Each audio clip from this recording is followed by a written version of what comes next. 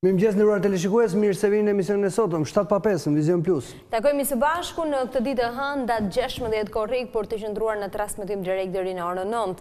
Cilat janë temat kryesore që ne do të diskutojmë sot dhe të ftuarit me ne në studio mësojmë tani.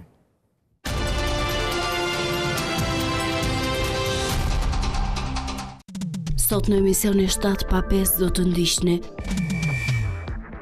si po transformohen objekte dhe hapësira të harruara në Tiranë dhe po i kthehen qytetarëve nga turbinat e kalaja e Tiranës, në studio me arkitektin Olse Ftimi. Forcat e armatosura po bëhen tërheqëse për gjimnazistët, edhe për shkak të mundësisë për një punësim në misionet në NATO, por edhe për një karrierë të sigurt. Në studio me Andin Donin nga Ministria e Mbrojtjes. Franca shpallet kampione e botës në një finale plot gola kundër Kroacisë, në studio me trajnerin Ernest Gjoka. Dermatologja Violeta Tajçi jep këshillat e fundit kundër djegjes në plazh, kremrat dhe faktorët mbrojtës që duhen përdorur.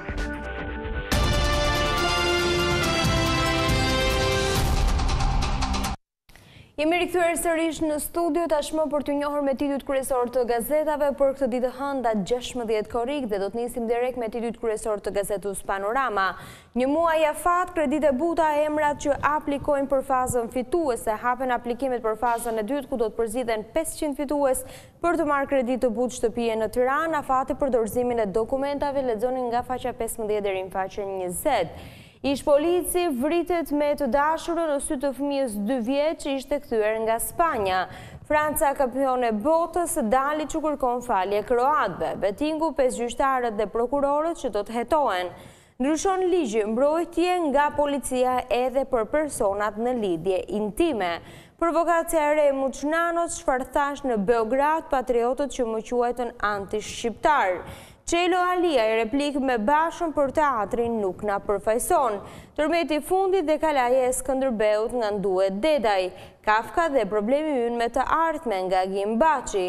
Trazimet kombëtare në kronikën e Verës Zjejn nga Agronjek Markaj. Këto ishin titujt kryesorë të gazetës Panorama për ditën e sotme. Shkojmë tek shekulli, aleatët e PD-s, takimi i Parisit, pazari dyshimt, do të bojkotojmë. Nart Ndoka nuk ka transparencë, nuk jemi informuar. Aleatët e PD-s kërcënojnë me bojkot të zgjedhjeve nëse nuk bëhet votimi elektronik. Digjeti për këtë takimin e Parisit apo? Ja. Ja ta shohim mirë në faqen 6 dhe 7. Të jetë vallë.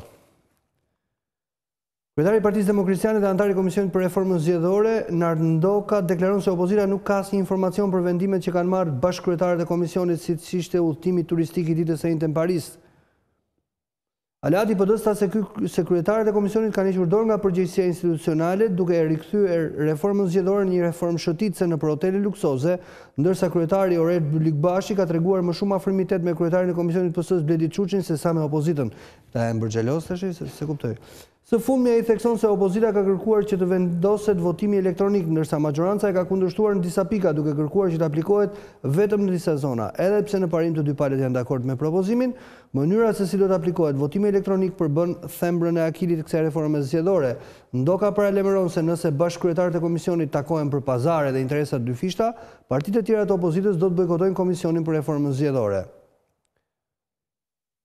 Po sot gjë kush me kë është takuar në Paris? Prit. Ja. Për fat të keq bashkëkryetari i komisionit e ka shikuar reformën zgjedhore më shumë si një OJF me shëtitje në hotele luksoze nëpër seminare të ndryshme, ndërsa tani marrin vesh që pas kanë shkuar edhe në Paris. Nuk kemi fare informacion për shëtitjet e dy kryetarëve. Për fat të keq kanë hequr pjesën institucionale të këtyre takimeve duke e kthyer më shumë si një reformë shëtitëse nga njëri hotel në tjetrin. Kjo është. Pra Çuçi dhe Byllikbashi pas kanë qenë në Paris. Edhe është bërxhelos Noka.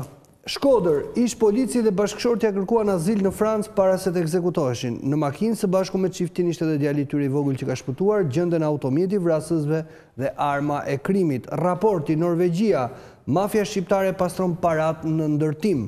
Zgjidhja, SOS, pakti me Greqinë rrezik i ri për Shqipërinë. Skanimi, vetingu në 5 muaj kalojnë vetëm 13 juristë, ja të besuarit e KPK-s. Rusi 2018 fest në Moskë, Franca shpallet kampione e botës. Franca ngre trofeun e 21 të Kupës së Botës dhe të dytin në historinë e ekipit. Kroatët marrin medaljet e argjendta. Fatmir Bardhoci, regjisori i filmit Fighting for Love, si e gjeta gruan e Havzinelës. Pronarët e 1999-2000, 7 ditë për ta ankuimuar vendimin. Lista me emrat, pronarët me dosje të rregullta që kontestojnë shumën e ATP-s kanë edhe një javë kohë për ta ankimuar vendimin. ISSH, pensionet e fshatit, kushtet e reja për kontributet e fermerëve, janë këto titujt kryesor të gazetës Shekulli për ditën e sotme e hënë 16 Korrik 2018. Dalemi tashmë te gazeta shqiptare, kompensimi pronave 2080 pronarë që marrin parat. Agjencia e Trajtimit të Pronave publikon dokumentet që duhet të dorëzojnë përfituesit dhe formulari për të marrë vlerën e përcaktuar. Interesimi lartë edhe për pritshmërinë nga takimi Trump-Putin. Të kontrollosh burimin, studimet më interesante në median digjitale gjatë 2018-s. Kazapan në Shkodër vritet me 23 plumba, ish policie dhe gruaja shpëton fëmia 3 vjeç. Detajet e krimit makabër ku mbeti vrarë çifti nga përpjekja e burrit për të mbrojtur gruan tek lëvizja e të voglit. Policia vrasja me pagesë, flasin fqinjët. Franca fiton kupën në Rusi 2018, kroatët simpatin e të gjithë botës. Mjekja lekja e thimbjet e gjoksit që shenjat që s'duhen neglizhuar. Mjeku popullor Ylli Merja si do të opsojnë 4 kg për një muaj ja dieta. Urdhri Bashës, baza propozime në qendër për aksionin e ri politik që do të nisë në shtator. Siguria e qytetarëve, Rama, kulla vrojtimi nga Velipoja në Sarand, ndryshimi senata me ditën. Rikthehen grabitjet me armë, plagoset me 3 plumba, i riu teksa pikasi hajdutët. Hasan Stafa në Shqipëri ka hyrë mishi kalbur dhe pula që duheshin asgjësuar, gjendja është kritike. Këto ishin titujt kryesor të gazetës shqiptare për ditën e sotme. Gazeta Dita, nga Bedri Islami. E do apo jo Rama reformën në drejtësi, replik me Spartak Ngjelën. A e ka humbur Rama mbështetjen amerikane? Nga vijnë informacionet e Ngjelës dhe sa të sakta janë ato. Debati në Dita. A njësohet e keqja e politikës përmes Ramës, Metës dhe Berishës? A është kjo treshe raki çorovode për amerikanët, si thot avokati, apo këto konkluzione janë ngjalat e Ngjelës, koha e të cilave ka përfunduar, si thot Islami? Replika e plot në faqet 2 dhe 3. Njëri kujtes në vargje për kalbësirat e gjyqësorit shqiptar. Debati, sinopse kulturore, kur të kundërtat nuhasin njëra tjetrën. Analiza nga Merobaze, cilët janë taksidarët e fshehtë të turistëve që vinë në Shqipëri. Në brendësi, disa detaje nga ngjarja makabre në Shkodër, pistat e hetimit, dëmet që shkakton teprica e hekurit në organizëm, këshillat e mjekes, Rusi 2018, Kroacia e pafat, 20 vjet më pas, Franca sërish në majën e botës, janë këto titujt kryesor të gazetës Dita për ditën e sotme. Ndalemi tashmë me titujt kryesor të gazetës Tema, nga gjyqtar i lartë që goditi me thik kolegun e tij tek prokurori pa të mesme. Fakte tronditse të pasbuluara për gjyqtarët dhe prokurorët në zonën në faqen 3. Një emër, kush është ky që ka goditur me thik? Atëherë. Gazetari investigativ Artan Hoxha në një prononcim ka komentuar rastin e gjyqtarit të gjykatës lartë Admir Thanza, duke zbuluar të dhëna tronditse për drejtësinë shqiptare. Hoxha ka thënë se në sistemin gjyqësor shqiptar në vitin 2016 një gjyqtar ka qelluar 6 deri në 7 herë me thik kolegun e tij dhe sot ndodhen të dy në sistemin e drejtësisë. Mëtej ai është shprehur se kjo histori u mbyll sikur të mos kishte ndodhur kurrë, ndërsa ka renditur edhe një tjetër rast që sipas tij drejtësia nuk ka vepruar. Nuk u hetua kurrë çfarë ndodhi, pse u plagosi shantari i KLD-s, kush e plagosi, për çfarë motivi, si u gjetën 20.000 euro në makinën ku udhëtonte viktima, ka thënë Hoxha ndër të tjera. Sa kaq gazetari është shprehur se para këtyre rasteve ai gjyqtari Thanza duke qesharak.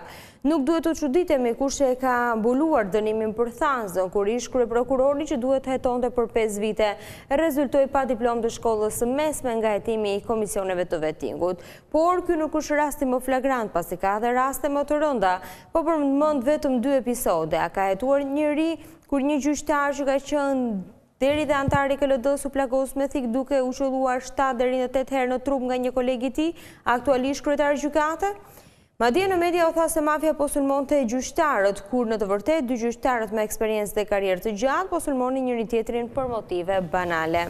Dhe kjo ngjarje nuk ka ndodhur para 20 apo 15 vitesh, por vetëm në mesjanarin e 2016. Po thuaj ndonjë emër më burr. Po mirë, më tani se këto historitë personale nuk do dalin. Kjo histori shumë e rëndë.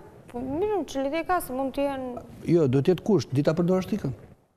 Mirë, 7-8 herë. Kjo histori shumë e rëndë dhe njëkohësisht shumë e turpshme, u mbyll sikur të mos kishte ndodhur kurrë dhe të dy protagonistët sot janë brenda sistemit, madje në role të dorës së parë. Nuk e di çfarë po bëjnë komisionet e vettingut, por po e pyes me kërshëri këtë ngjarje pasi po e pres me kërshëri këtë ngjarje pasi asnjë nga dy gjyqtarët nuk e ka kaluar ende vettingun. Një rast i tillë i ngjashëm ka ndodhur edhe rreth 18 dhe 19 vite më parë kur një prokuror i rëndësishëm plagosi me pistolet një kryetar gjykate të shkallës së parë. Ngjarja nuk u hetua kurrë dhe të dy qëndruan në nivelet më të larta të gjyqësorit dhe prokurorisë shqiptare.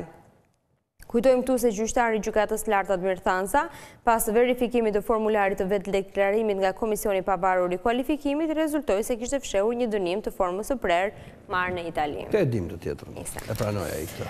Vazhdojmë. Alarm për çfarë hamflet eksperti në Shqipëri ka hyrë mishi, kalbur dhe pula që duheshin asgjësuar. Supermashtrimi me djathin qumshti zëvendësohet me 27 skema që ndjekin terroristët e Baxhove. Rëfimi Mehmet Tahiri në lyen me mjaltë, e lidhën në shtyllë dhe lanë 7 ditë derisa vdiq në nënpickimin e bletëve.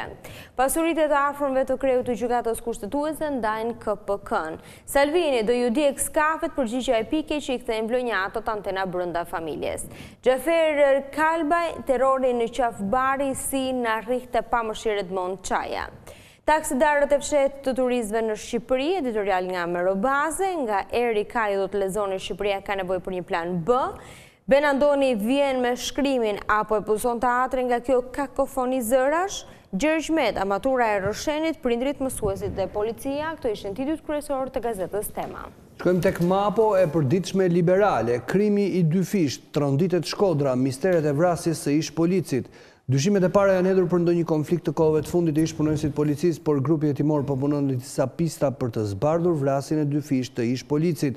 Po hetohet për konfliktet për shkak të detyrës, po verifikohen aktivitetet paligjshme. Kush ishte ish polici Boran Berçama, largimi nga policia dhe kthimi pas azilit të refuzuar në Francë. Dekorimi, Meta i akordon mjeshtër i madh për diplomatin Bashkim Zeneli, dënimi i Roshit, reforma, Bylykbashi. Ky nuk është vetting, por banditing. Histori njerëzore në 680 versione, Rusi 2018, Franca kampione e botës, Kroacia e mbyll me nder. Franca është kampioni e re e botës në futboll pasi triumfoi bindshëm 4-2 në finalen e Luzhnikit në Moskë ndaj Kroacisë. Editoriali ditës nga Ervisi në Rusi nuk plasi lufta e tretë, por u bë një marketing politik i nivelit botror. Doktrina Trump e reflektuar tek NATO, kompromisi i pamundur për teatrin, kuvend, sot seanca balla apel opozitës për të votuar magjistratët, letërsi, ferrante, edhe kur dialogu ma imponon, përpiqem tashmë reticencën. Ngërç nga bujar KPG-u, o burrat shpëtojnë pasurinë, seleksionim juridik është vettingu që po gjëmon gjyqtarët dhe prokurorët, është kjo karikatura e ditës nga bujar KPG-u në të përditshme liberale MAPO. Ndalemi tek Telegram, shteti pasuron spitalet private duke rjepur pacientët e kardiokirurgjisë. Qeveria vendos që operacionet e kardiokirurgjisë do të bëhen edhe në spitale private kur ato publike janë mbi kapacitete duke i përjashtuar pacientët nga pagesa. Mashtrimi, gjyqet, rritja e çmimeve, korrupsionit dhe pse dëshmitë e qytetarëve janë maja e icebergut. Ekspertët shtetit dha privatit për 5 muajt e parë të 2018-s rreth 4 miliard lek për koronare dhe stenda, ndërkohë që qytetarët po shesin shtëpit për të paguar operacionet, ja faktet dhe 5 spitalet përfituese. Synuar besueshmëria, vettingu gjykon me propagandë. Sot majoranca do të votojë ligjin që rrëzon reformën në drejtësi dhe jep kompetenca emërimi KLD-s dhe kryeprokurores, opozita të huajt e vettingut si oficina e riparimit të mjeteve të ndërtimit. Kush fshihet pas ndërtimit të kullave 2400 koncesionet abuzimi me prona dhe rikthimi Tiranës në superiore. Qeveria miraton listën e dëmshpërblimeve për pronat e zëna nga legalizimet në Tiranë, Elbasan dhe Berat. Mbyllet finali Arusi 2018, gjelat fitojnë trofeun e dytë në histori, Kroacia ishte befasia më e bukur. Mehmet Sheu, njeriu që u rende të fotografoi, intervista e fundit me Ilia Turpinin. Fillimet nga drejtor shkolle në operator, realizimi 26 filmave dhe qindra dokumentareve si kanë filmuar nga Enveri Mehmeti, Nano Berisha e të tjerë. Lojrat politike që përçan artistët për kauzën e teatrit, regjizori Çipi për paskenat e Bojaxhiut për llogaritë të pushtetarëve, Altin Basha i aqna tha Bojaxhiu. Nga Korriku hyn në fuqi rritja e çmimit të energjisë. Aktualitet, biznesi vogël sot afati fundit për dorëzimin e TVSH-s. Krimi përgjak fundjavën, autorët në drejtim të paditur. Skënderbeu dhe shqiptaro-amerikan i madh Peter Genc Çiko. Shqipëria, diktaturë e shumicës parlamentare nga Marko Bello, këto ishin titujt kryesor të Telegraf për ditën e sotme. Shkojmë tek integrimi. LSI është në krah të artistëve. Petrit Vasili, betejë për teatrin, betejë mes së mirës dhe së keqes. Intervista e kreut të grupit parlamentar të LSI-s, çështja e teatrit është një histori e pastër hajdutrie. Të gjithë të mblidhemi dhe ta mbrojmë pasurinë tonë të përbashkët nga plaçkicit në qeveri. Forca e ligjit fars, përse nuk janë arrestuar ende shefët e policisë së drogës në Vlorë? Endrit Brahim Llari, projektet e Ramës janë do të, por fakt ka vetëm kanabizimin. Sekretari përgjithshëm i Lëvizjes Socialiste për Integrim, Nora Malaj, qeveria e ka shndruar vendin në lavatriçe të pastrimit të parave të krimit. Reagimi i deputetes së Lëvizjes Socialiste për Integrim, LSI një forcë serioze e cila do ta çojë vendin drejt një formati të ri nga Mihallaj Toto Koçopulli. Kritikat e ashpra qeverisë drejtori Berzhit jo ndërtimit të heceve në destinacionet turistike, ruani kulturën dhe natyrën. Alarmi në Patos Marines, specialistët e shëndetit, jeta e banorëve dhe punëtorëve është në rrezik permanent.